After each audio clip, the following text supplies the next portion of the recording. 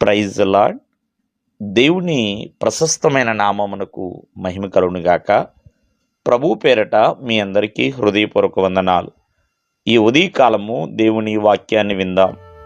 యెహోషువ గ్రంథము 1వ అధ్యాయము 6వ వచనము.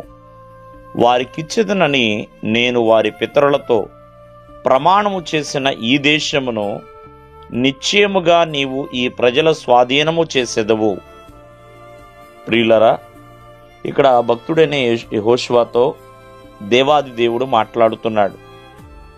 ఏమని ఆయన సెలవిస్తున్నాడంటే, నిజంగా మోషే చనిపోయిన తర్వాత ఇశ్రాయేలు ప్రజలను నడిపించడానికి దేవుడు యెహోషువని ఎన్నుకున్నాడు. ఆయన తన ప్రజల కొరకు నియమించుకున్నాడండి. మరి ఆ నియమించిన యెహోషువతో దేవుడు చక్కటి ధైర్యపరిచే మాటలు, బలపరిచే మాటలు సెలవిస్తున్నాడు.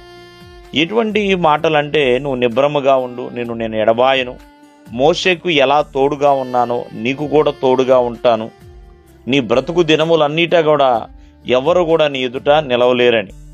అన్నిటికంటే ప్రాముఖ్యంగా ప్రేమైన వల్లరా, తన ప్రజలకు దేవుడు ఏ దేశాన్నైతే వారసత్వంగా ఇస్తానన్నాడో, ఏ ప్రమాణమైతే వారి యొక్క పితరులతో చేసి ఉన్నాడో, నిశ్చయముగా ఆ వారసత్వంగా ఇస్తానన్న ఆ యొక్క వాగ్దానాన్ని నీవు స్వాధీనపరుస్తావు, స్వాధీనము చేసేదవు అని ఇక్కడ దేవాది దేవుడు యెహోషువతో సెలవిస్తున్నాడు. నిజమే, దేవుని ప్రజలని ఇశ్రాయేలు ప్రజలు ఆ యొక్క కనాను దేశమును స్వాధీనపరుచుకుంటారండి.